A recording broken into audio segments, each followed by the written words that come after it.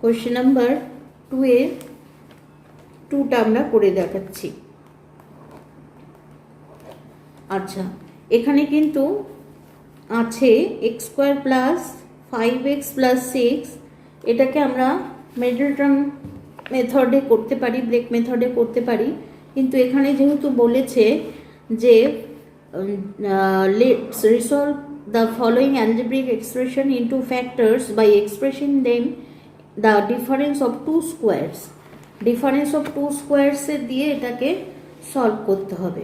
তাহলে আমরা লিখব এটাকে এক্স তার whole square plus 2 into x into 5/2 plus 5/2 তার হোল স্কোয়ার মাইনাস 5/2 তার হোল স্কোয়ার প্লাস 6।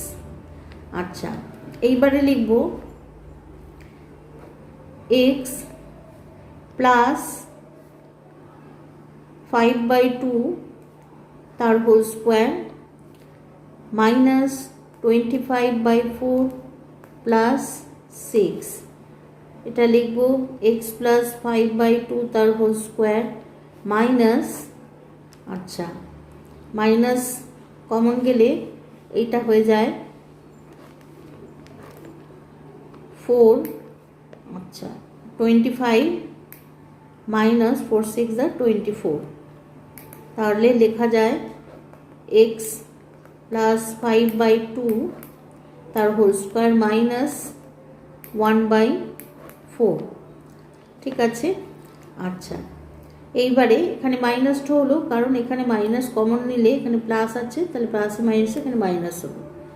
আচ্ছা, এবার লিখবো এক্স প্লাস 5/2 তার হোল স্কোয়ার মাইনাস 1/2 তার হোল স্কোয়ার, এটা লিখবো এক্স প্লাস 5/2 প্লাস 1/2 আর এক্স প্লাস 5/2 মাইনাস 1/2। আচ্ছা, তাহলে এটা এখানে ক্যালকুলেশন করা যায়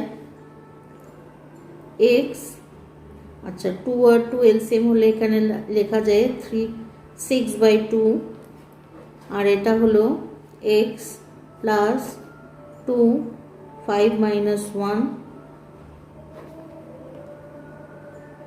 আচ্ছা, তাহলে এটা লেখা যায় এক্স প্লাস 3 আর এটা লেখা যায় এক্স প্লাস 4/2, আচ্ছা 2 2 4, তাহলে এক্স প্লাস 3 আর এটা লেখা যায় এক্স প্লাস 2।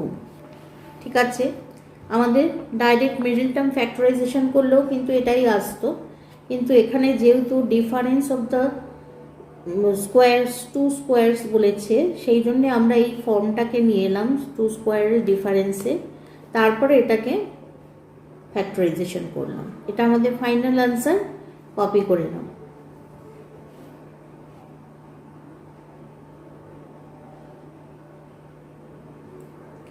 আচ্ছা, এর পরের সামটা আছে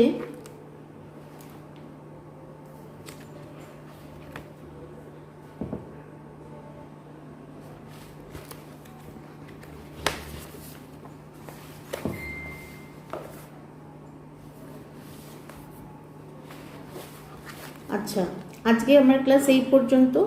ক্লাস যদি তোমাদের ভালো লাগে তাহলে অবশ্যই চ্যানেলটা সাবস্ক্রাইব করে নিও, আর লাইক শেয়ার কমেন্ট করতে ভুলো না। টাটা।